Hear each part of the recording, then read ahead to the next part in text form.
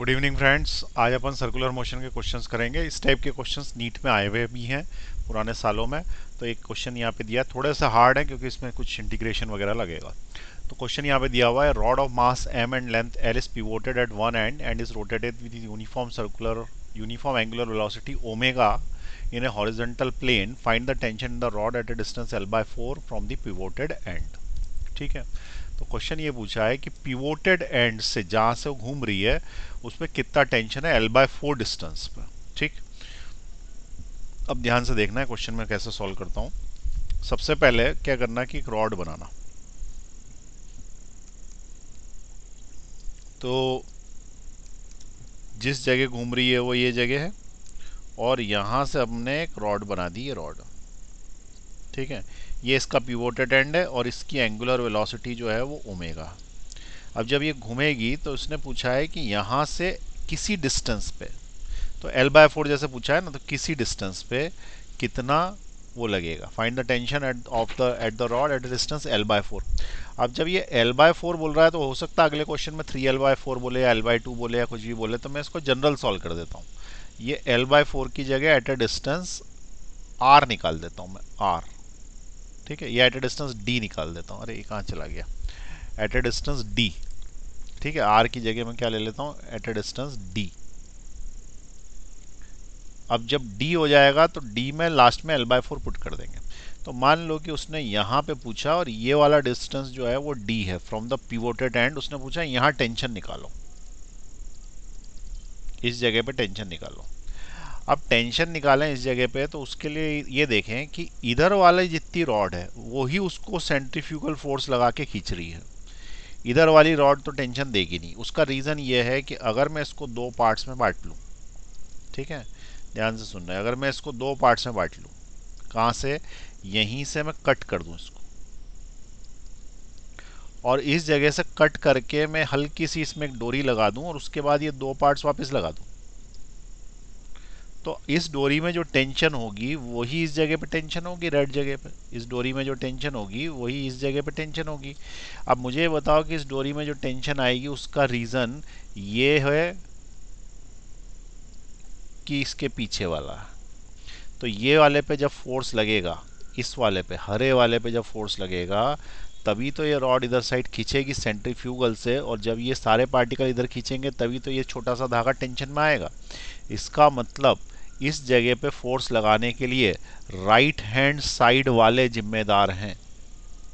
ठीक है। इस पे फोर्स लगाने के लिए राइट हैंड साइड वाले जिम्मेदार हैं और ये बहुत सारे हैं। ठीक है, यहाँ से यहाँ तक।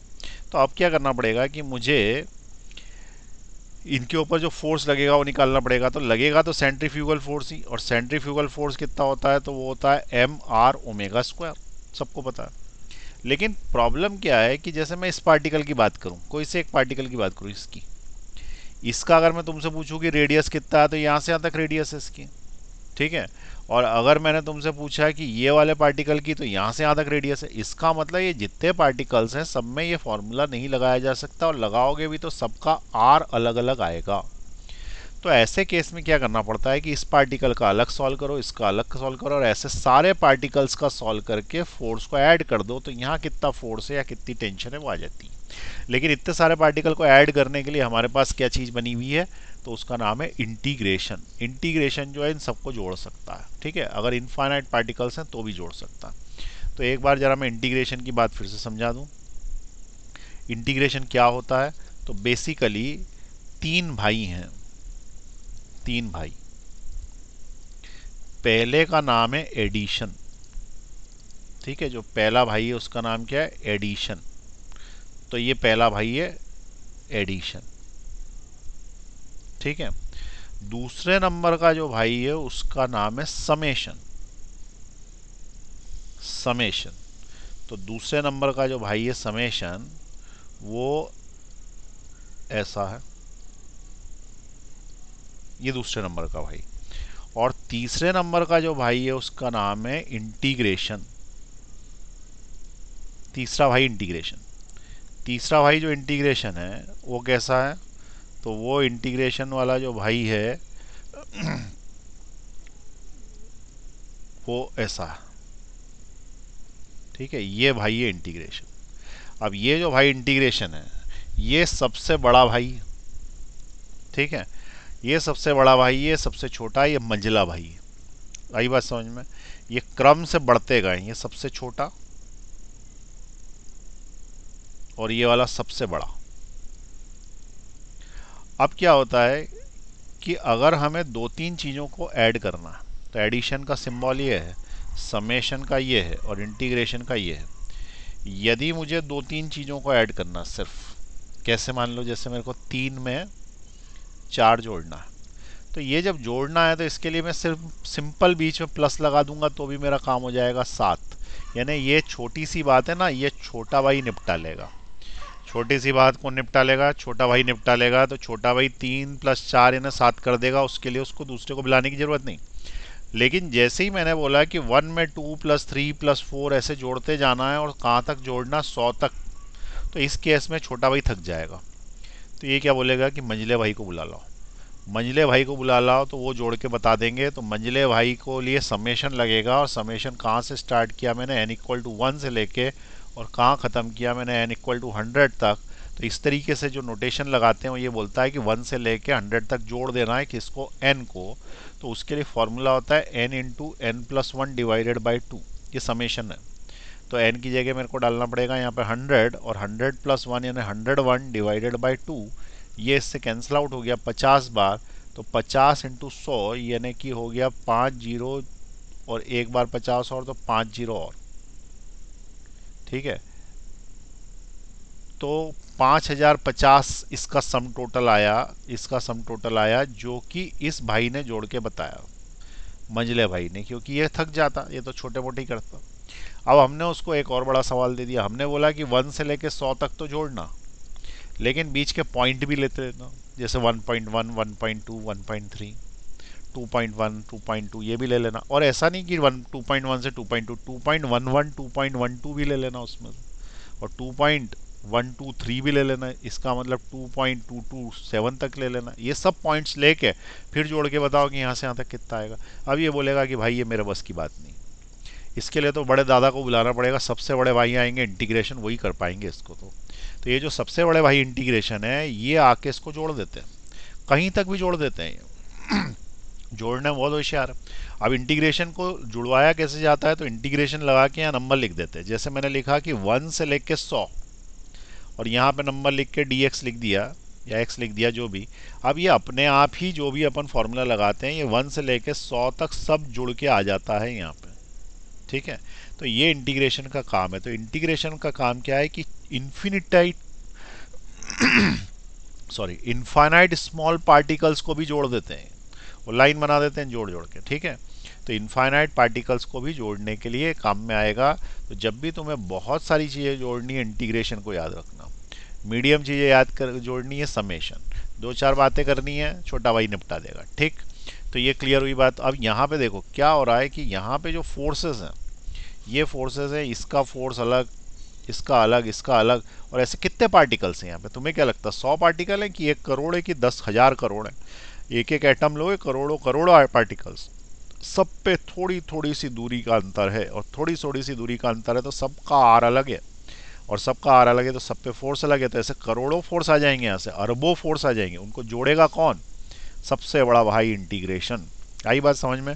तो यहाँ पे अपन यहाँ से यहाँ तक के फोर्स निकालेंगे, किसी एक पार्टिकल का फोर्स निकालेंगे और बोल देंगे कि भाई बड़े भाई यहाँ से लेके यहाँ तक जोड़ के बता दो, वो जोड़ देगा। वो तो साले का फोर्स आ जाएगा इसके ऊपर, और जो इधर साइड फोर्स आएगा वो इस पर टेंशन क्रिएट करेगा। तो यदि मैं इसका एफबीडी बनाऊँ तो इधर साइड टेंशन और इधर साइड सेंट्रीफ्यूगल फोर्स है, और वो सबका ऐड होके है, ठीक है। तो tension is equal to FC add होके। यहाँ तक बात समझ में आ गई। अब अपन इसको मिटा दें इसको, तो क्योंकि हमको जो है वो क्या करना है, लिखना है, जगह खाली चाहिए। तो ये यहाँ से लेके यहाँ तक अपन ने सिलेक्ट करा, और सिलेक्ट करने के बाद यहाँ पे कहीं डिलीट आता है क्या, कट आता, कट कर देते हैं, चलो हो गया गायब, ठीक। अब क्या किया कि तुम्हें क्या करना है, यहाँ से लेके यहाँ तक इंटीग्रेट करना है। तो उसके लिए क्या किया जाता है, एक छोटा टुकड़ा पहले सिलेक्ट करता है, ठीक है। अब देखिए फिर से मैं बनाऊंगा डायग्राम।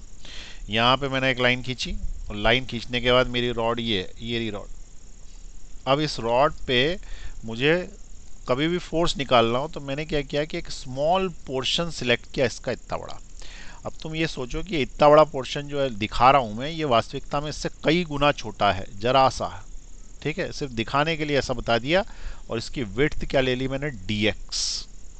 और इसकी यहाँ से दूरी क्या कितनी ले ली, एक्सिस ऑफ रोटेशन से x। और ये ओमेगा एंगुलर वेलोसिटी से घूम रहा। ठीक है, ये पार्ट टुकड़ा ले लिया। अब ये जो टुकड़ा हमने लिया है, ये टुकड़े के ऊपर फोर्स लग रहा होगा, सेंट्रीफ्यूगल। तो वो अगर अपन बोले कि इस टुकड़े का मास कितना है, स्मॉल m, लेकिन उसके आगे d लगा देना। जैसे ही फिजिक्स में d लगता है किसी भी चीज़ के आगे तो वो स्मॉल हो जाता, स्मॉल मास। ठीक है, अगर मैंने बोला डिस्टेंस है तो बहुत छोटा डिस्टेंस, स्मॉल डिस्टेंस। ठीक है, तो हर चीज़ के भी आगे क्या है, स्मॉल लग जाता है यदि अपन ने डी लगा दिया।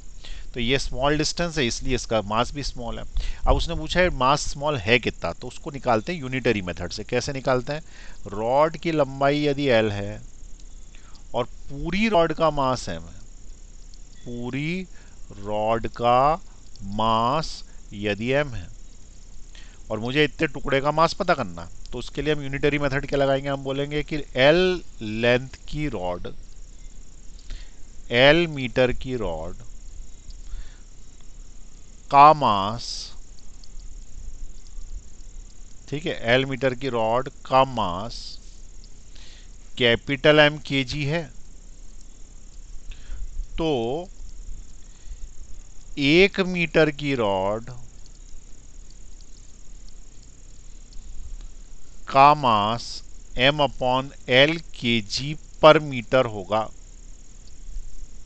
1 मीटर की रॉड का मास क्या होगा, m अपॉन एल के जी। या अगर अपन इसको उसमें ले, यूनिट में लें, तो m अपॉन एल के जी 1 मीटर की रॉड का मास होगा। तो अगर dx मीटर की रॉड है तो dx का मैंने इधर मल्टीप्लाई किया तो उधर साइड भी करना पड़ेगा। तो dx मीटर की रॉड है, या 4 मीटर की, 6 मीटर की, 7 मीटर की, कुछ भी, तो जितने भी मीटर की रॉड है उसका यहाँ पे मल्टीप्लाई करना पड़ेगा। तो इंटू dx, इतने किलो उसका वेट होगा। ठीक है, तो बेसिकली ये जो आया ना, ये केजी पर मीटर, इसको अपन रेट भी बोल सकते हैं कि ये केजी पर मीटर है, बस इतना सा लिख सकते हैं। ये 1 मीटर की रॉड हटाओ तो ऐसा बोल सकते हैं m/l केजी पर मीटर है। m/l केजी पर मीटर है ना, 1 मीटर m/l केजी का है, तो dx metre m/l KG into dx metre का। तो ये जो आया है ना, ये it is the small mass dm। यही तो उस छोटे टुकड़े dx मीटर की रॉड की का मास है। का मास तो चल ही रहा है ना यहाँ पे, का मास है, तो dx मीटर की रॉड का मास ये है। और इसी को तो अपन dm बोलते हैं, जो छोटे से रॉड का मास आता है, तो वो क्या हो गया, m अपॉन एल dx। तो ये याद रखना, अगली बार अपन ऐसा करेंगे तो डायरेक्ट लिख देंगे m/l dx। ये किसका मास आ गया, छोटे हिस्से का। अब उस छोटे हिस्से पे सेंट्रीफ्यूगल फोर्स क्या है, तो force on that small portion, देखो फोर्स इज इक्वल टू होता है mr ओमेगा स्क्वायर। ये तो तुम्हें पता ही है, सेंट्रीफ्यूगल फोर्स, क्योंकि एंगुलर वेलोसिटी कांस्टेंट है यहाँ पे। तो फोर्स छोटे टुकड़े पे है ना, तो छोटा फोर्स, छोटा मास, और छोटा मास है कितनी दूरी पे, x दूरी पे छोटा मास, तो x दूरी पे है तो ये x आएगा यहाँ पर। ठीक है, तो यहाँ पे मैंने क्या लिख दिया, x, और omega square as it is, क्योंकि एंगुलर वेलोसिटी हर पोर्शन की एक ही जैसी है। तो force on that small portion, उस छोटे पोर्शन पे जो फोर्स लगेगा वो लगेगा this much, this is the force on that. अब इसमें dm की वैल्यू उठा के रख देना यहाँ से यहाँ।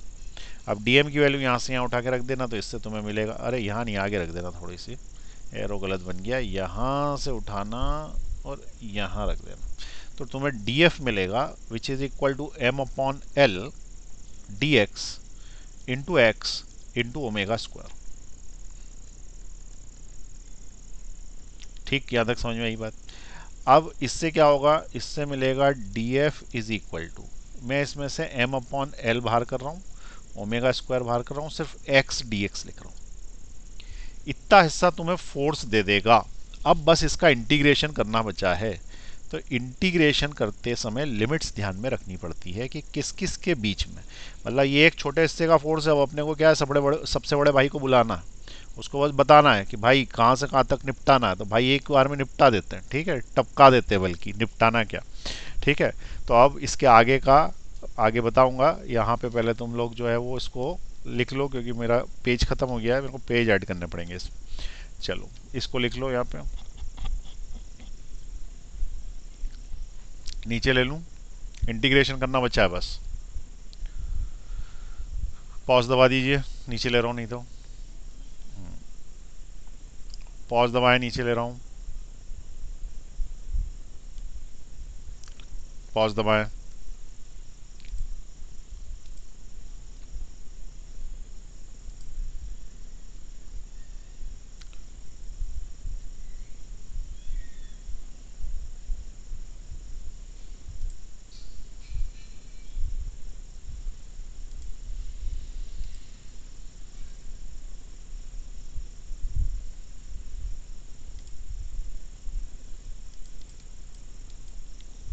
ठीक, आ गई बात समझ में। अब इसके आगे चल रहे हैं अपन, यहाँ तक आ गया। इस वाली जगह पे हमको इंटीग्रेट करना पड़ेगा।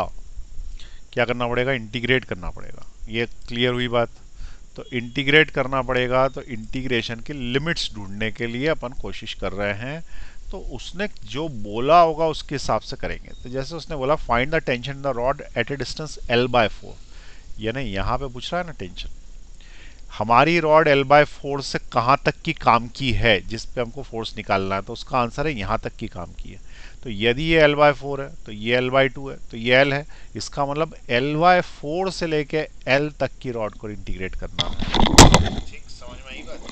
L/4, अरे L/4 से लेके L तक की रॉड को इंटीग्रेट करना। ठीक है, अब देखें यहाँ पे, ये जनरल फॉर्मूला आ गया। अब कहाँ से कहाँ तक इंटीग्रेट करना है ये लिमिट्स लगाते हैं अपन। तो हमने क्या बोला कि जो रॉड है वो इस तरीके से घूम रही है,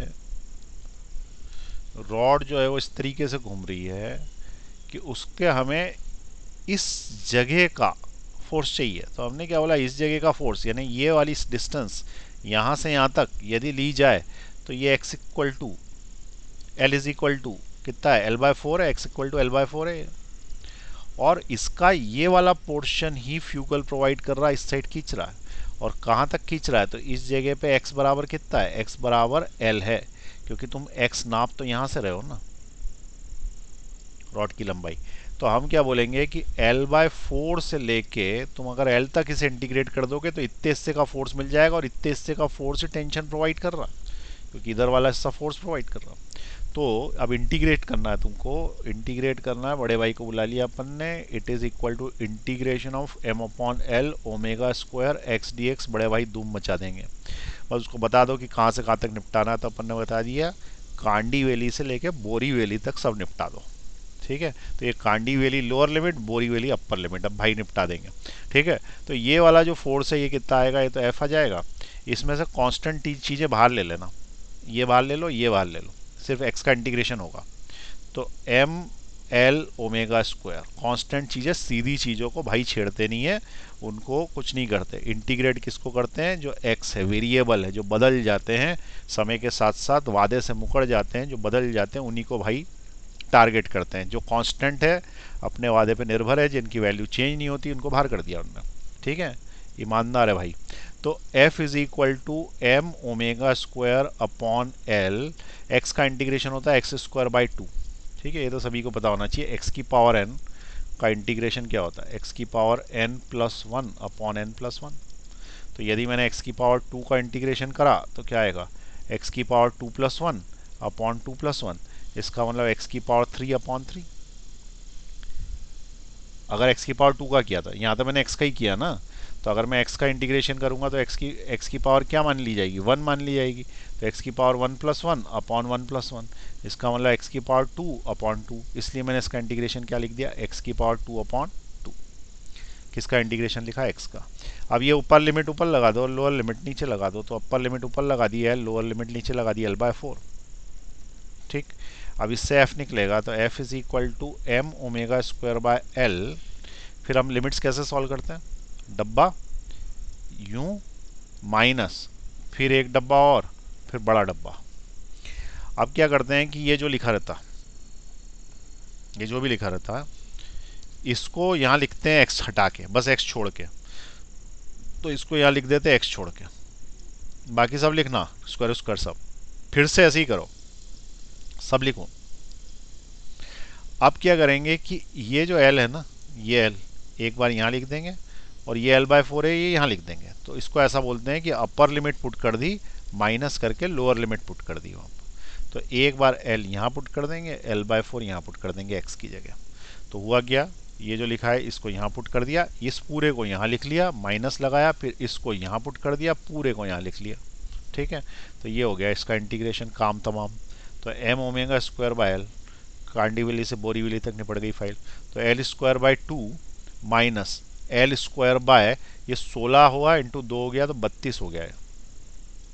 ठीक, तो F is equal to M omega square upon L, नीचे आया 32 LCM, तो ये हो जाएगा 32 एल स्क्वायर माइनस 16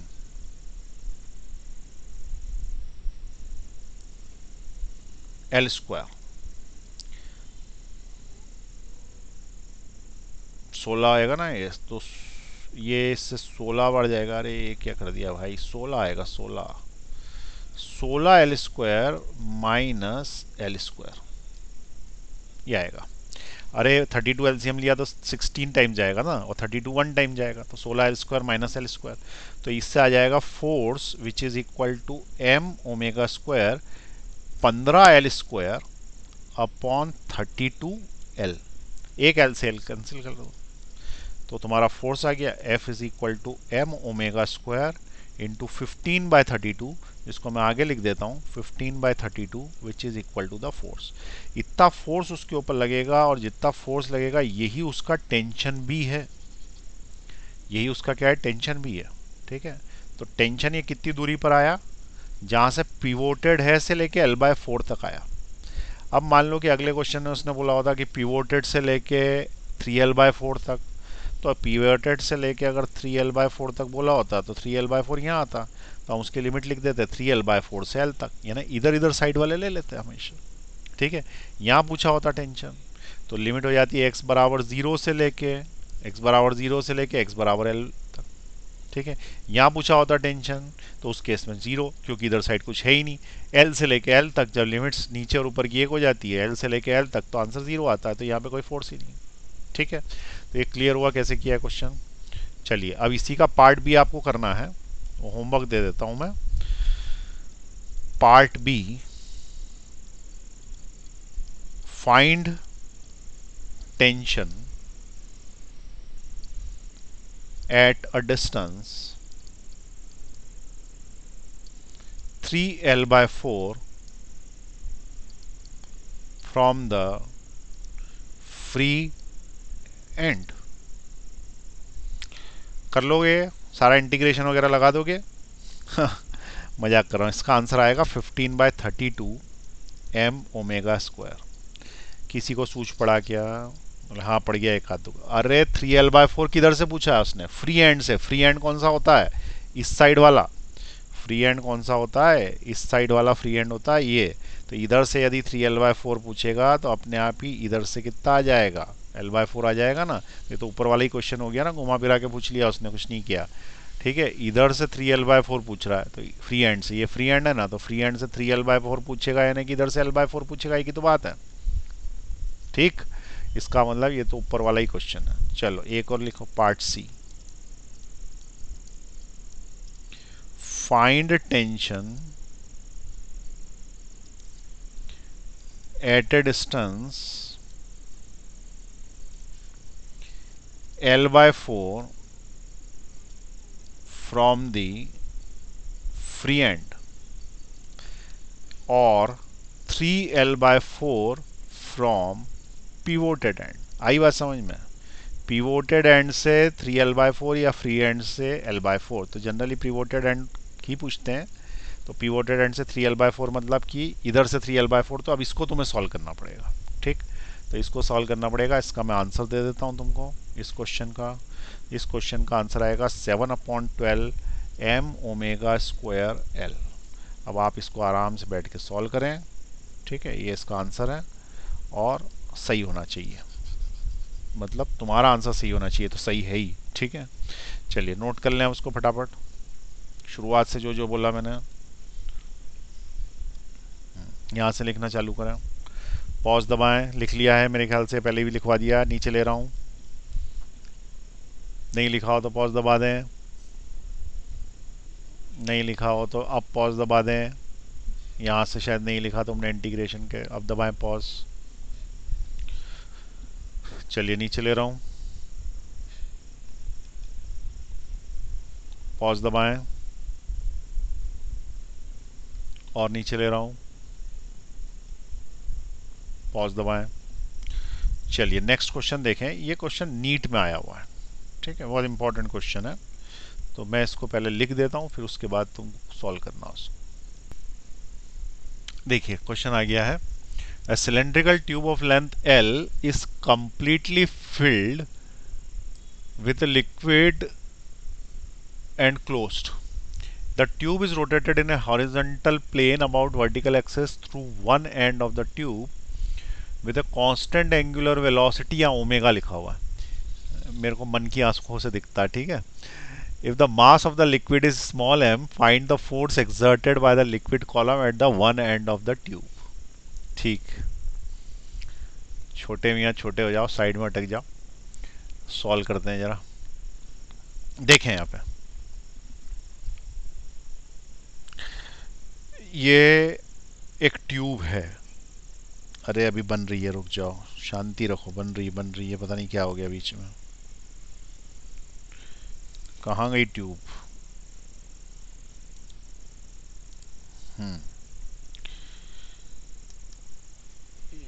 ये एक ट्यूब है, नहीं है ये एक ट्यूब है, अब की बार सही बनी।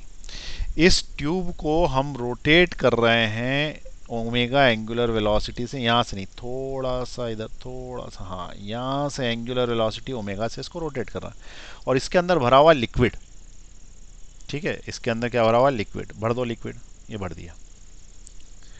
अब जब लिक्विड भरा है तो मान लो कि इसको जम जम के रोटेट कराएं और ये लिक्विड थोड़ा सा कंप्रेसिबल हो, ठीक है, कंप्रेसिबल यानी चपटा हो जाता हो, तो उस केस में क्या होगा कि जब तुम इसको जम जम के यूँ रोटेट कराओगे ना, इस पर सेंट्रीफ्यूगल फोर्स इधर लगेगा, सारा लिक्विड इधर चला जाएगा। मान लो ये हल्का सा खाली हुआ ना, ये जैसे मतलब कि इतना खाली है, इतना ही है, तो ये इधर साइड चला जाएगा सारा, जैसा अभी बन गया ना ऐसे ही हो जाएगा ये सारा का सारा लिक्विड इस साइड, क्योंकि फ्यूगल फोर्स इधर फेंकेगा उसको, फ्यूगल फोर्स इधर फेंकेगा। तो इसने क्या बोला है कि लिक्विड पूरे में भरा हुआ है, तो ये बताओ कि उसका जो एंड है, एंड मतलब कौन सा, ये इस जगह पर कितना फोर्स है,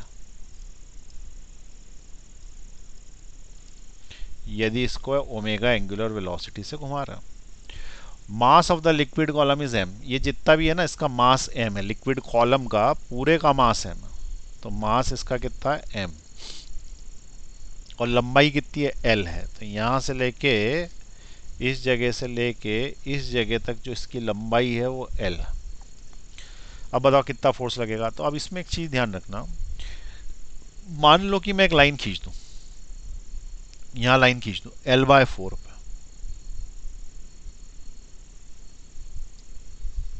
l/4 पे एक लाइन खींच दी मैंने, ये डॉटेड लाइन पे ये बताएं फोर्स लेफ्ट के कारण लग रहा है कि राइट के कारण लग रहा है। ये वाला हिस्सा इसके ऊपर फोर्स लगा रहा है कि ये वाला हिस्सा लगा रहा, लेफ्ट के राइट, इस वाली लाइन पर। तो इसका आंसर है लेफ्ट। अब तुम बोलोगे अभी पिछले क्वेश्चन में तो आपने राइट करा दिया था। अरे पिछला क्वेश्चन अलग था, वो रॉड का क्वेश्चन था, उसमें टेंशन पूछी थी, इस जगह पर टेंशन के लिए जिम्मेदार ये राइट वाला हिस्सा है, क्योंकि यही तो इसको खींच रहा है ना, यही तो इसको यूं खींचेगा तभी जाके तो टेंशन आएगी।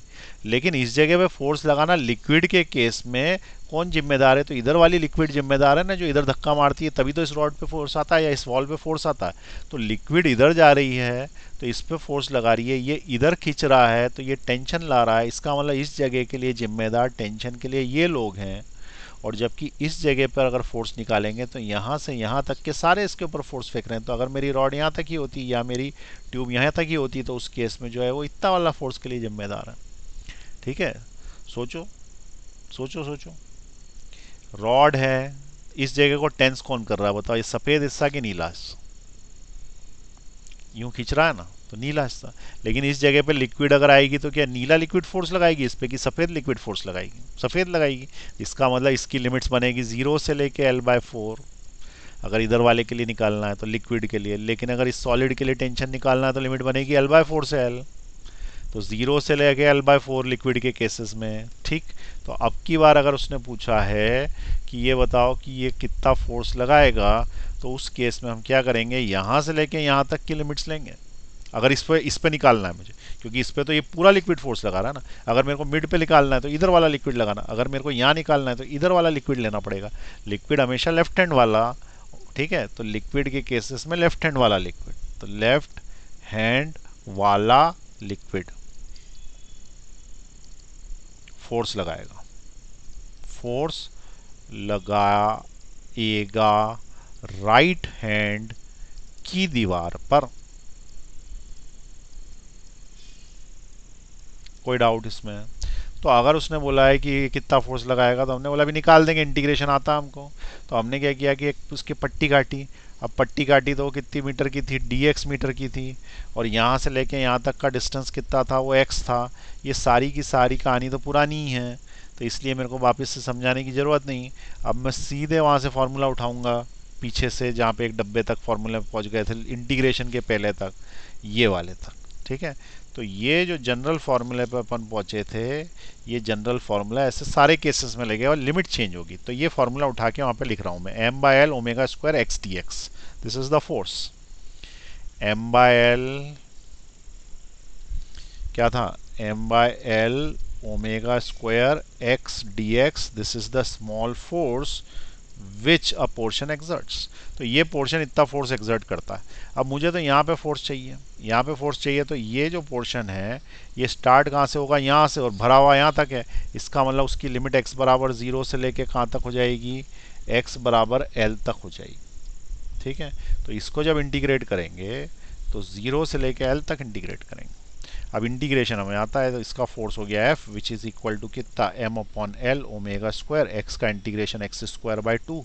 अब ये मत पूछना कहाँ से है, अभी यहीं से थप्पड़ मार दूंगा, ठीक है, भले ही चाहे स्क्रीन टूट जाए, यहीं पे मार दूंगा।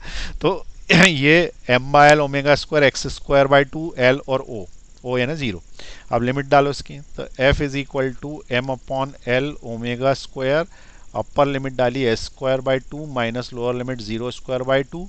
तो ये तो किसी काम का नहीं है। बचा क्या, force is equal to m omega square L²/2L, जिसमें से एक L से L कट गया। तो फोर्स जो आएगा वो आएगा m ओमेगा स्क्वायर L/2।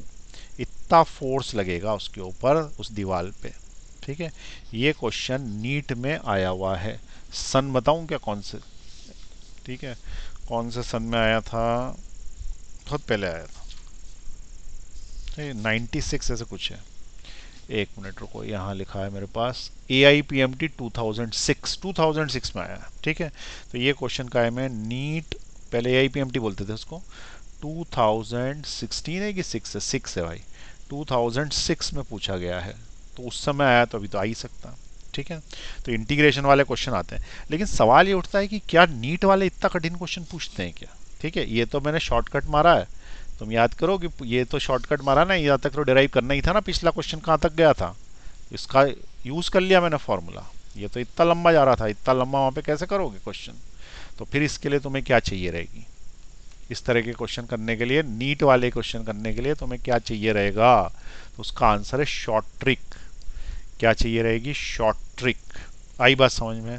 तो यहाँ पे तुम्हें रिक्वायर्ड होगी एक शॉर्ट ट्रिक, और ये शॉर्ट ट्रिक जो है वो किताबों में होती नहीं, ये आती है एक्सपीरियंस से, जो कि हमें है, ठीक है। तो हमने इसकी एक शॉर्ट ट्रिक बना ली है। अब शॉर्ट ट्रिक बना ली है तो मैं बताता हूँ तुमको, श्री सर शॉर्ट ट्रिक, ठीक है। एक स्टेप में आंसर आता है, एक स्टेप में, कुछ इंटीग्रेशन करने की जरूरत नहीं पड़ती। देखो कैसे करते हैं शॉर्ट ट्रिक।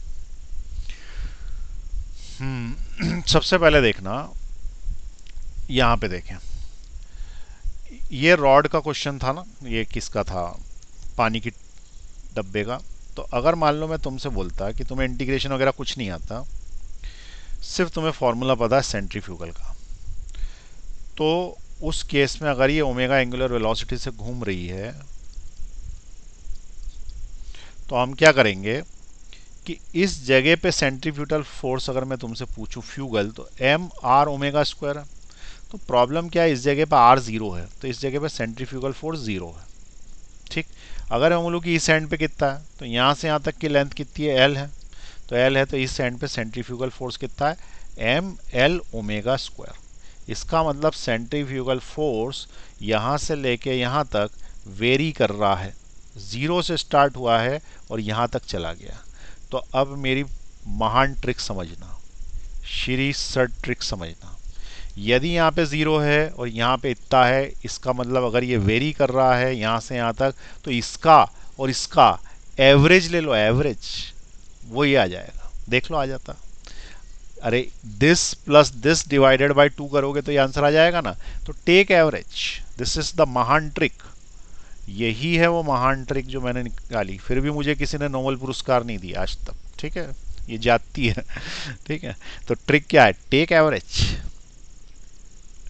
एक कोने का सेंट्रीफ्यूगल निकाल लो, दूसरे कोने का सेंट्रीफ्यूगल निकाल लो और उसका एवरेज ले लो। एवरेज ले लो तो zero plus F C divided by two, it is equal to F C by two. F C by two क्या है, M L omega square F C है, इसको टू से डिवाइड कर दो। तो ये फोर्स वही फोर्स आ गया जो कि अपन ने इतनी मेहनत करके निकाला। अब तुम बोलोगे कि फिर इतनी मेहनत काय को कराई, अरे कंसेप्ट क्लियर करे भाई। ठीक है, कंसेप्ट क्लियर करने के लिए। लेकिन ऐसा नहीं है कि तुम्हें इंटीग्रेशन नहीं आना चाहिए, आना चाहिए। कभी क्वेश्चन बहुत ज़्यादा घुमा दे तो मान लो कि उसने एल बाय फोर पे पूछा होता तो फिर एवरेज नहीं करते पाते, तो एल बाय फोर पे पहले निकालना पड़ता ना, तो इंटीग्रेट तो करना ही पड़ता ना कहीं ना कहीं। तो ये वाली ट्रिक कब लगेगी, जब पूरी पूरी रॉड की बात कर रहे होंगे। ठीक है, तो पूरी रॉड की बात कर रहे होंगे तो ये ट्रिक लगा देना। जनरली मेडिकल में क्वेश्चंस इंटीग्रेशन के से बचने के लिए आते हैं। हाँ, आईआईटी में आते हैं क्वेश्चंस, तो इसलिए आईआईटी के लिए ये मेथड अच्छे से याद कर लें। ठीक है, आईआईटी क्वेश्चन आप जैसे जैसे लेवल बढ़ेगा कभी कभी हो सकता है पेपर टफ डाल दे मेडिकल में, नीट में भी, तो उस वाले केस में इस तरीके का क्वेश्चन आ सकता है। ठीक, चलिए ये आगे समझ में इंटीग्रेशन कैसे लगाने हैं, और इंटीग्रेशन नहीं लगाने तो शॉर्टकट भी लगा सकते हो। अब आप इसको नोट कर लो, ये क्वेश्चन को फटाफट। पॉज का बटन दबाएं, नीचे ले रहा हूं मैं, पॉज का बटन दबाएं, नीचे ले रहा हूं मैं। चलिए पॉज का बटन दबाएं फटाफट।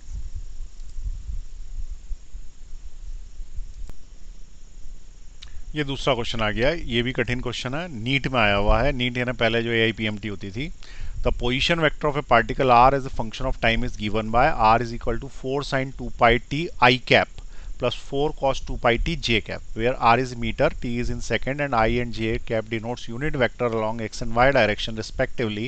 Which of the following statement is wrong for the motion of the particle? पहला, magnitude of the velocity of the particle is 8 metre per second. दूसरा, path of the particle is a circle of radius 4 metre.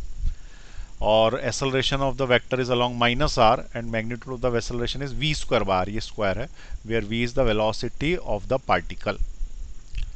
अब ये तो आधे से आधा को तो सूझ ही नहीं पड़ा क्या हुआ, तो उसको पहले समझाइए। इसमें थोड़ा मैथ्स लगेगा भाई, तो पहले मैं तुमको मैथ्स समझा देता हूँ, एक बार समझा देता हूँ, क्योंकि इस पे बेस्ड एक बार और क्वेश्चन आया हुआ है और फिर से आ सकता है, इसलिए आराम से समझो इसको। ठीक है, ढंग से समझो, क्वेश्चन बन रहा है इसके ऊपर तो हमको अच्छे से करना पड़ेगा। पहले इसको क्वेश्चन हटाओ, पहले मेरे को इसको थ्योरी समझानी पड़ेगी। ठीक है, सबसे पहले मैं एक सर्कल बनाता हूँ, ये सर्कल, और इस सर्कल में मैंने एक लाइन खींची ये, जो कि हो गई हमारी y एक्सिस, और एक लाइन खींची इस साइड जो कि हो गई हमारी x एक्सिस। ठीक, ये सर्कल मैंने बना दिया, और इस सर्कल को थोड़ा एडजस्ट कर दूं सेंटर में आ जाए, ताकि ये सर्कल सेंटर में आ गया। ठीक, अब इस पे कोई पार्टिकल गोल घूम रहा है ऐसे ऐसे। ठीक है, इस पे कोई पार्टिकल जो है वो ऐसे ऐसे गोल घूम रहा है। अब गोल घूम रहा है तो घूमते घूमते बताओ अभी कहाँ है वो, तो तुम बोलोगे ऐसे घूम रहा है, जैसे ही तुम बोलोगे यहाँ इतनी देर में तो आगे निकल जाएगा वो, तुमने बोला यहाँ इतनी देर में आगे निकल गया। तो इसकी जो पोजीशन है वो किसी निश्चित समय t पर ही बताई जा सकती है कि वो कहाँ पे है। जैसे मैंने बोला स्टॉप, तो जहाँ पे वहाँ की पोजीशन आ गई, और स्टॉप बोला तो उस समय टाइम भी स्टॉप हो गया ना। तो किसी निश्चित समय t पर ही इसकी पोजीशन बताई जा सकती है। तो we can give its position, यानी किसकी गिव इट्स मतलब particles, give particles position at a given time t, given time t, उसके अलग टाइम पे वो आगे निकल जाएगा। उस पर्टिकुलर टाइम पे हो सकता हो यहाँ बैठा हो, जैसे ही t 2 सेकंड था तो यहाँ बैठा था, 3 सेकंड हुआ यहाँ से यहाँ निकल गया, वो तो घूमे जा रहा है। तो किसी t पे बताना पड़ेगा। तो मान लो कि हमने बोला कि t पे, तो हमने बोला यहाँ पे चलो, उस समय पे यहाँ पे है, तो हमने यहाँ से एक लाइन खींच दी कि इस जगह पे है भाई, कहीं पे भी 30 डिग्री 60 डिग्री कितने पे भी। अब एक चीज़ ये देखो कि जैसे जैसे पार्टिकल यूं यूं घूमता है वैसे वैसे इसका एक्स एक्सिस के साथ बनने वाला एंगल चेंज होता है। ठीक है, क्या बोला मैंने, जैसे जैसे ये पार्टिकल घूमता है ये एक्स एक्सिस के साथ एंगल चेंज होता है। आई बात समझ में। तो ये जो एक्स एक्सिस के साथ एंगल था ये चेंज होता है। फिर से बनाता हूँ, देखो ये एंगल बनाया ना एक्स एक्सिस के साथ काला वाला थीटा, ये ऊपर चला गया तो थीटा बढ़ गया और बढ़ गया, अब 90 डिग्री हो गया थीटा। इसके बाद और भी बढ़ता गया, तो ये बढ़ते बढ़ते एंगल जो है वो 148 डिग्री हो गया, 149 डिग्री हो गया। देखो एंगल भी दिखा रहा है वो कितने डिग्री हो गया, ये यहाँ पे इसका एंगल हो गया 180 डिग्री। ठीक है, तो इस वाली लाइन पे इसका एंगल कितने डिग्री था, ये थीटा डिग्री था। मान लो यहाँ ले लेता हूँ मैं, इस जगह पे एंगल थीटा डिग्री था, कहीं पे भी ले लो। तो ये जो एंगल बनाया इसका, हमने इसको बोल दिया कि ये थीटा है और इस थीटा पे इसकी कुछ पोजीशन है। अच्छा, ये यहाँ से यहाँ तक रेडियस आर है ना, ठीक है। और अगर मैं इसको नीचे लूँ तो अपन ने कोऑर्डिनेट ज्योमेट्री 10 तक तो पढ़ी है ना, भले ही बायोलॉजी के भी बच्चे हो तो भी पढ़ी होगी। अगर मान लो कि मैं यहाँ से बोलता हूँ कि ये एक्स है, तो ये वाली लाइन वाई होगी, ये वाई होगी। तो इस वाले पॉइंट P की जो पोजीशन है क्या वो x, y से दी जा सकती है? बोले हाँ दी जा सकती है। और इसकी पोजीशन ये क्या 0,0 है क्या, सेंटर है? तो हाँ सेंटर है, ये x, y है। तो point P is x, y। अब point P is x, y, तो मुझे x की वैल्यू चाहिए, ये है x। इस ट्राइंगल में x की वैल्यू चाहिए, तो मैंने क्या किया, ट्राइंगल फिर से बनाया, एक अलग से दिखा दूं ताकि साफ सुथरा दिख जाए। ये ट्राइंगल मैंने फिर से बनाया। अब ये ट्राइंगल में हमने क्या बोला कि ये है थीटा, यहाँ से यहाँ तक है हमारा x, यहाँ से यहाँ तक है हमारा y, और ये है हमारी रेडियस। यही ट्रायंगल मैंने इधर बना दिया है, कुछ नया नहीं करा, यही ट्रायंगल यहाँ बना हुआ। मुझे x और y की वैल्यू r के टर्म्स में चाहिए, तो उसके लिए मैंने क्या बोला कि साइन थीटा यूज करो। साइन थीटा होता है p/h। इस ट्रायंगल में परपेंडिकुलर कौन सा है, ये परपेंडिकुलर है और ये हाइपोटेन्यूस है। हाइपोटेन्यूस तो बड़ा वाला ही होता है, तो y/r। इसका मतलब y की जो वैल्यू आएगी वो इधर क्रॉस कर दोगे तो r साइन थीटा आएगी। y क्या आएगा भाई, r साइन थीटा आएगा। ठीक, तो y की वैल्यू हमने क्या लिख दी, r साइन थीटा लिख दी। अब उसके बाद अगर मैंने बोला कि x की वैल्यू निकालो तो cos थीटा लगाना पड़ेगा। cos theta is equal to क्या होता है, बेस अपॉन हाइपोटेन्यूस। तो बेस कौन सा है इसका, ये वाला बेस है और ये हाइपोटेन्यूस है, इसका मतलब x/r हो गया cos थीटा का। इससे क्या मैं x की वैल्यू निकाल सकता हूँ, बोले हाँ निकाल सकता हूँ। x is equal to r cos theta आ जाएगी, क्रॉस मल्टीप्लाई करना अगर आता है तो। अब ये जो वैल्यू आई है ये किसकी आ गई भैया, ये x की आ गई, उधर y की आ गई। अब अगर अपन बोलें कि हम इस x और y की वैल्यू को रिप्लेस कर देंगे इससे, तो कर सकते हैं। ठीक है, x और y की वैल्यू को रिप्लेस कर देंगे तो कर सकते हैं। तो मान लो कि इस सर्कल में मैंने x को रिप्लेस कर दिया, x को रिप्लेस कर दिया और x की जगह मैंने क्या लिख दिया, अरे कहाँ गया ये, हाँ ये सर्कल को मैंने रिप्लेस कर दिया और ये वाली लाइन फिर से बना रहा हूँ मैं, और ये बना दिया। और मैंने बोल दिया कि ये जो पॉइंट है इस पॉइंट को मैं x की जगह लिखूंगा r cos theta comma r sine theta, मैं ऐसा लिखूंगा। तो कोई मेरा कुछ कर थोड़ी सकता, क्यों नहीं कर सकता, क्योंकि इस बात तो सही बोल रहा हूँ ना मैं। जब मैं बोल रहा हूँ कि x ही r cos थीटा है और y ही r साइन थीटा है, तो तुम बोल रहे हो x कॉमा y, तो मैं बोल रहा हूँ r cos theta r sine theta. दोनों बातें सही हैं, यानी दोनों बातें एक जैसी हैं। तो ये वाला जो सिस्टम है कार्टेशियन सिस्टम कहलाता था, और ये वाला जो है ये पोलर सिस्टम कहलाता है। क्या कहलाता है भाई? Polar system, polar coordinate system कहलाता है ये। तो इस पोलर कोऑर्डिनेट सिस्टम में सारे जो पॉइंट्स होते हैं ना, वो 6,5 की जगह 5 cos 45, 3 cos 37 या 3 sin 37 ऐसे आते हैं, मतलब एंगल के टर्म्स में आते हैं। अब एंगल के टर्म्स में आते हैं तो ये पॉइंट इसमें रोटेट होता हुआ क्या दिखा रहा है? एक सर्कल दिखा रहा है। सर्कल दिखा रहा है तो क्या ये वाला एक्स है? क्या ये वाला एक्स है? R cos theta. बोले हाँ एक्स है। एक्स के साथ जो यूनिट वेक्टर एसोसिएटेड होता है वो आई होता है। तो हम इसको क्या बोलेंगे कि ये जो आर है, ये आर, इसको मैं लिख सकता हूँ आर कॉस थीटा, लेकिन उसके साथ लगाना पड़ेगा आई कैप, क्योंकि ये एक्स कोऑर्डिनेट है और एक्स को हम आई लिखते हैं, और ये वाई कोऑर्डिनेट है, वाई को हम जे लिखते हैं। तो प्लस लगा के हमने लिखा आर साइन थीटा, और उसके बाद क्या लिख दिया? J cap. और इसको मैंने बोला R vector, it is called the radius vector. ये रेडियस वेक्टर आ गया, ठीक है, it is called the radius vector. और रेडियस वेक्टर जो है वो रिप्रेजेंट अगर अपने को पता है तो हम ये बता सकते हैं कि ये सर्कुलर मोशन कर रहा है, और इस समय कितने डिग्री के एंगल पे बैठा है और कितनी उसकी रेडियस है। बस ये दो चीज़ें पता पड़ गई तो सर्कुलर मोशन पोजीशन पता पड़ गई ना हमको, एंगल के टर्म्स में बोल दिया। तो इस तरीके से हम इसको रिप्रेजेंट करते हैं। ये क्वेश्चन ऐसा ही है। ये ऊपर वाला जो क्वेश्चन है देखो, आर के टर्म्स में दिया हुआ है इसने। अभी पूरा नहीं हुआ, पूरी थ्योरी समझ लो एक बार, फिर उसके बाद बात करेंगे। अच्छा, अब ये जब यूं गोल घूम रहा, यहाँ से ये गोल घूमना चालू किया, तो इसकी कुछ एंगुलर वेलोसिटी होगी। एंगुलर वेलोसिटी ओमेगा क्या होती है? तो एंगुलर वेलोसिटी ओमेगा होती है एंगल अपॉन टाइम। इसका मतलब एंगल क्या होता है? ओमेगा इंटू टाइम होता है। तो जो एंगल थीटा आ रहा है, जो एंगल थीटा आ रहा है, क्या अपन उस एंगल थीटा की जगह ओमेगा टी डाल सकते हैं? बोले हाँ डाल सकते हैं। तो इसका मतलब रेडियस वेक्टर का जो एक दूसरा फॉर्मूला बन जाएगा वो हैगा R cos omega T I cap plus R sine omega T J cap. ठीक है, तो ये जो फॉर्मूला है इस पे प्रश्न बनाया है उसने, इस फॉर्मूले पे प्रश्न बनाया है कि R cos theta I cap और R sine theta J cap, ये रेडियस वेक्टर है। अब क्वेश्चन समझने की कोशिश करें। तो सबसे पहले हमको ये याद रखना, R cos theta I cap, R sine theta J cap, ये सर्कल के लिए ही एक तरीके की इक्वेशन है। तो वो इक्वेशन मैंने इसके नीचे लिख ली यहाँ पे, R vector is equal to R sine omega T I cap plus R cos omega T J cap. ये अपना ओमेगा टी आगे पीछे हो गया क्या? साइन के साथ आई, अरे ये कुछ आगे पीछे हो गया, एक सेकेंड रुको। ये एक्स कोऑर्डिनेट है ना, एक्स कोऑर्डिनेट क्या है? R cos theta, R cos theta सही है।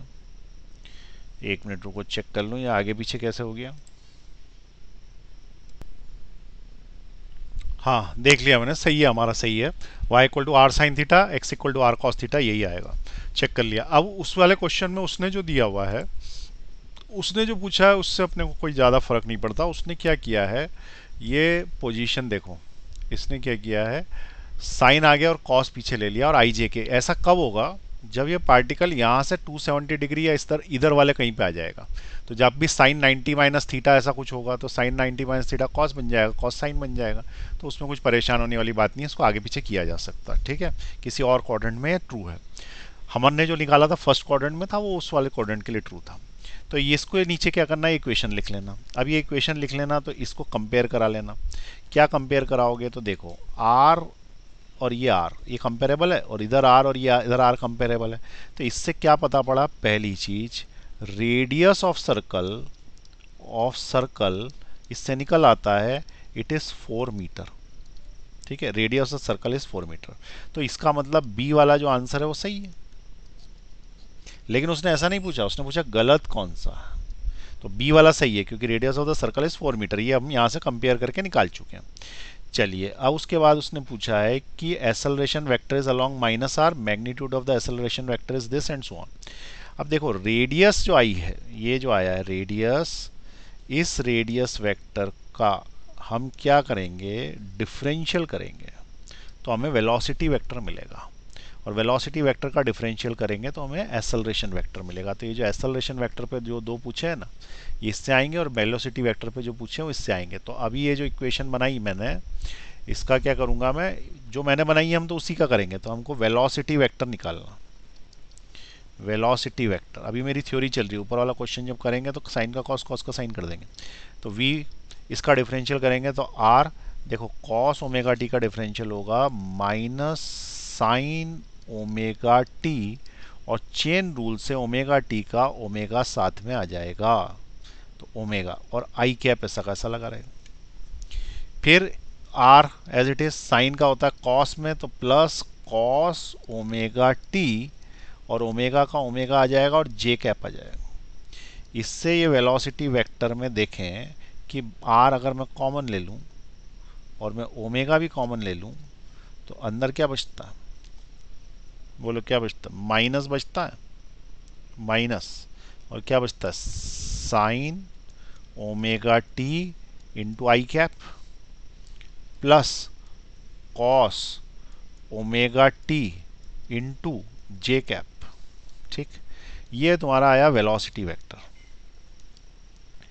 अब एक चीज ये देखो कि वेलोसिटी वेक्टर कौन सा था। तो वेलोसिटी वेक्टर यानी कि ये वेलोसिटी वेक्टर ये होगा जो कि यहाँ से इस तरीके से गया होगा। तो वेलोसिटी वेक्टर ये होगा, ये ऐसे ही तो होता है वेलोसिटी। तो ये कौन सा है, वेलोसिटी वेक्टर।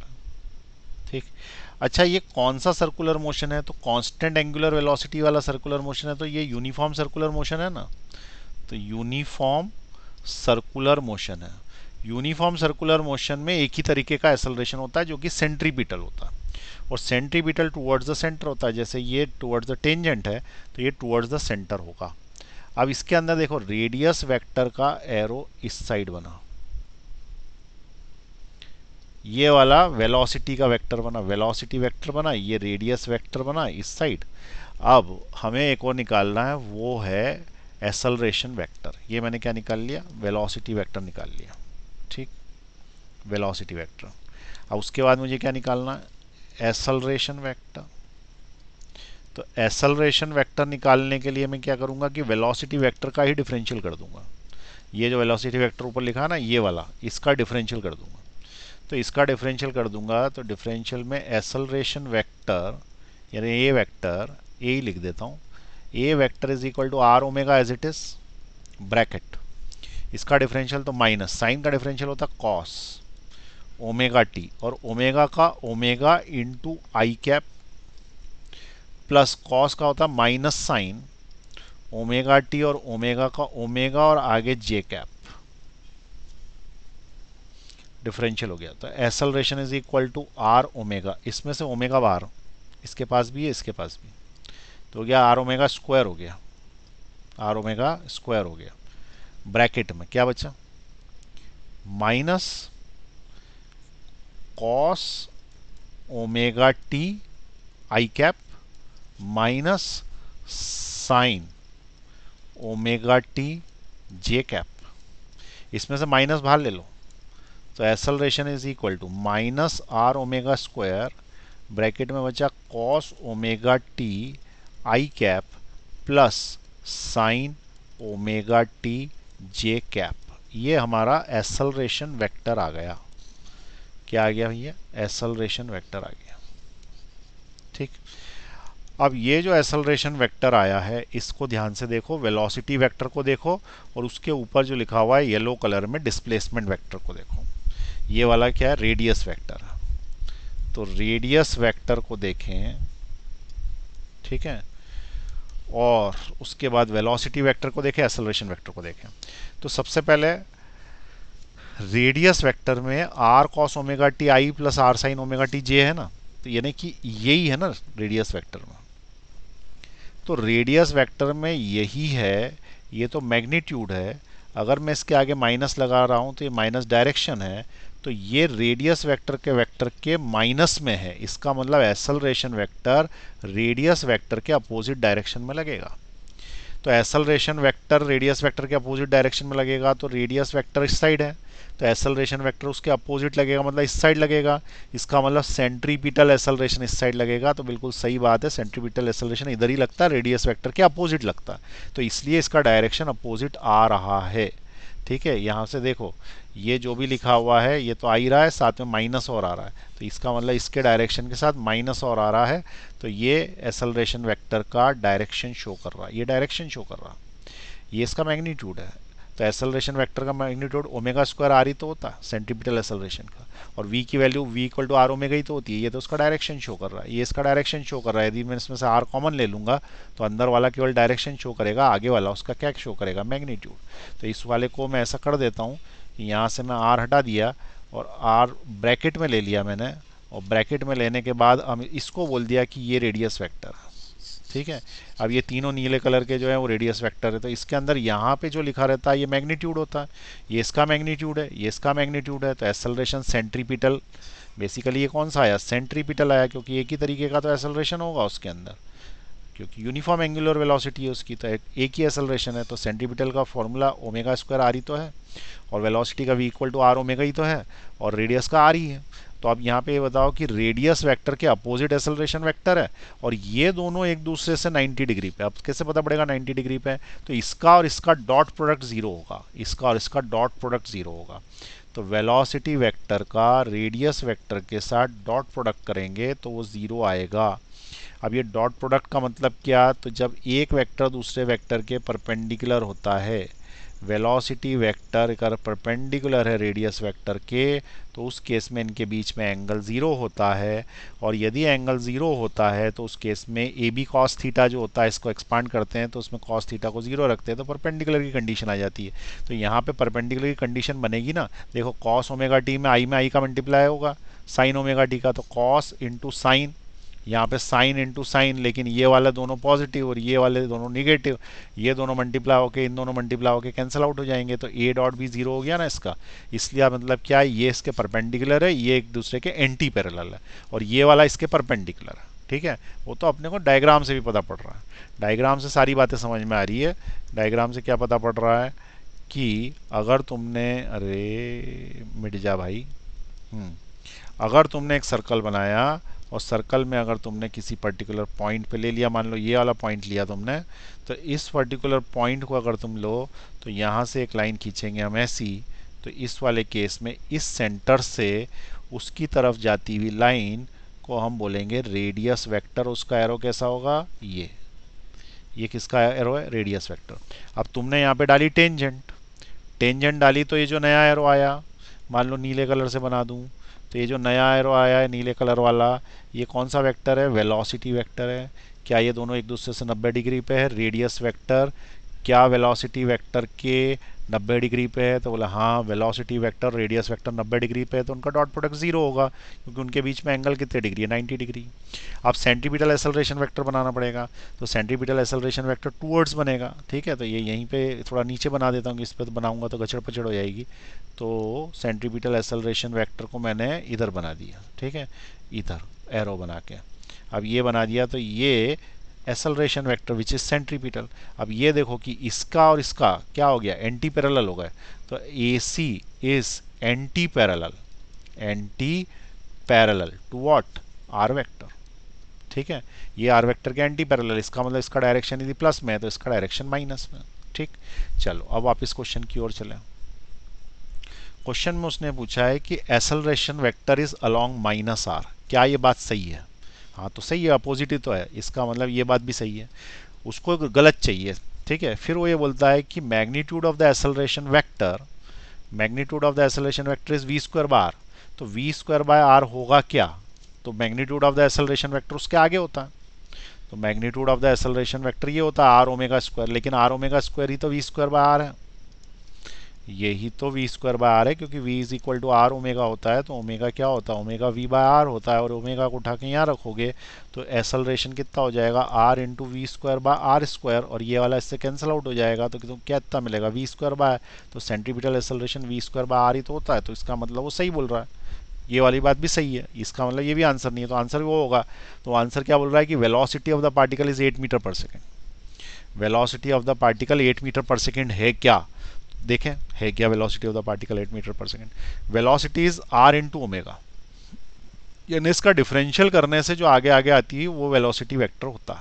ठीक है, अब इसका डिफरेंशियल करेंगे तो अब इसकी इक्वेशन का डिफरेंशियल कर देंगे, तो इससे मेरे को मिलेगा velocity vector is equal to, देखो 4 तो 4 ही रहेगा, साइन ओमेगा टी का हो जाएगा कॉस 2 पाई टी, और उसके बाद 2 पाई का मल्टीप्लाई करना पड़ेगा इसके अंदर चेन रूल से, तो चेन रूल से कर दिया, plus 4 as it is, cos का होता है माइनस साइन, तो ये मैं माइनस, ओहो, ये माइनस में आगे ही लगा देता हूँ उसके, ठीक है, ये माइनस जो है मैं यहीं लगा देता हूँ इसको काट के, ये माइनस, ठीक है, ये कॉस, कॉस का क्या हो जाएगा साइन, कॉस थीटा का minus sine theta into 2 pi T as it is, और इसका 2 पाई। अब इसमें देखो ये 4 और ये 2 पाई, और इसके बाद इसका 4 और इसका 2 पाई कॉमन निकलेगा, तो ये हो जाएगा 8 पाई, फिर ब्रैकेट में बचेगा cos 2 pi T I cap, और माइनस का साइन 2 पाई टी और जे कैप। इसका मतलब इसकी जो वेलोसिटी आ रही है वो आगे जो कॉमन निकलती है वो आती है, वो 8 पाई आती है, जबकि ये 8 बोल रहा है। इसका मतलब ये गलत हो गया क्योंकि ये पाई लगाना भूल गया। ठीक है, यहाँ पे आई लगा देना, यहाँ जे लगा देना, वो तो लगेगा ही, तो ये पाई लगाना भूल गया इसलिए ये वाला गलत हो गया है। ये क्वेश्चन आपको समझ में आया कि नहीं, और ये क्वेश्चन समझना जरूरी है क्योंकि ये क्वेश्चन आया है कौन से साल में, एक मिनट रुकें, ये क्वेश्चन मैं बताता हूँ कौन से साल में आया। नीट मतलब जो नीट AIPMT होती थी उसके अंदर ये आया है 2015 में, और रिपीट जो हुई थी, तो इसके आगे लिखा हुआ REAIPMT 2015 में 2 बार हुई थी, शायद एक आध बार कुछ पेपर में गड़बड़ हो गई या पेपर आउट हो गया था, पता नहीं क्या हुआ था, तो उस वाले केस में जो है ये रिपीट हुई थी, और रिपीट हुई थी तो 2015 में रिपीट में आया था क्वेश्चन। ठीक है, और बहुत कठिन क्वेश्चन हो गया। तो अब आप इसकी पूरी थ्योरी लिख लें, पहले क्वेश्चन लिखें, थ्योरी समझें, और फिर उसके बाद आगे के क्वेश्चन इसी पे बेस्ड एक क्वेश्चन और करेंगे। चलिए पॉज का बटन दबाएं, लिखें फटाफट। अब नीचे ले रहा हूँ मैं, पॉज का बटन दबाएं, लिखें।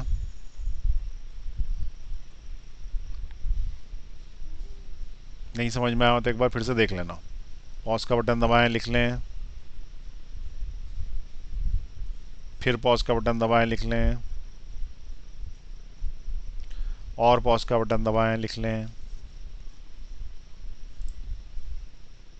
थोड़ा वीडियो लंबा हो रहा है लेकिन एक क्वेश्चन और करा देता हूँ।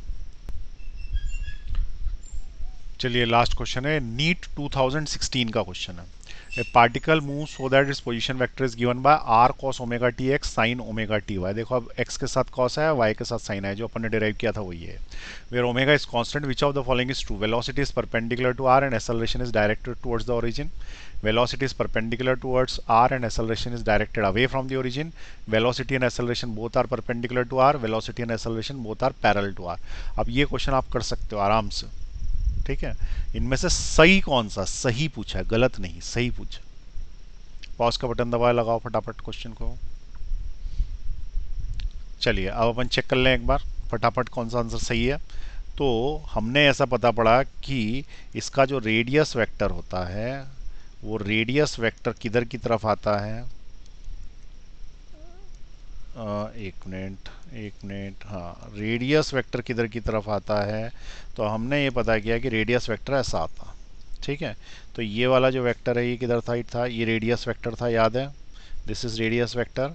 उसके बाद अगर अपन एक्सेलरेशन वेक्टर की बात करें तो एक्सेलरेशन वेक्टर इस साइड था, ये एक्सेलरेशन वेक्टर, और अगर अपन वेलोसिटी वेक्टर की बात करें तो वेलोसिटी वेक्टर इस साइड था, ये वेलोसिटी वेक्टर।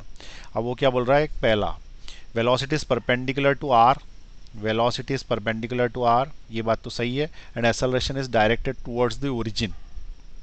ठीक है, velocity is perpendicular towards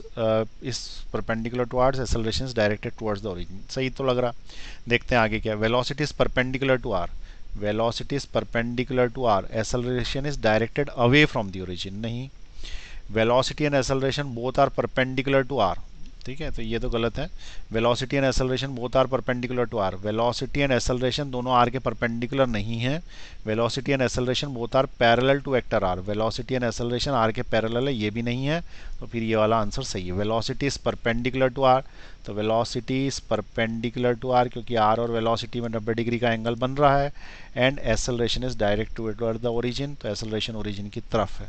तो ये वाला 2016 का क्वेश्चन है। अब तुम्हें ये एकदम सरल लग रहा होगा ना, क्योंकि कंसेप्ट क्लियर हो गया। बेसिकली कंसेप्ट से क्वेश्चन सरल और कठिन होता है। अगर आपका कंसेप्ट क्लियर है तो क्वेश्चन सरल है, और नहीं तो वही अजीब सा लगता है अभी कि ये क्या कर दिया है, जैसे कि पहले अभी कराया था ना फर्स्ट क्वेश्चन, तो अजीब सा लग रहा था। ठीक है, तो आज बस इतना ही, उसके बाद अगली क्लास में देखेंगे। चलिए मिलते हैं फिर।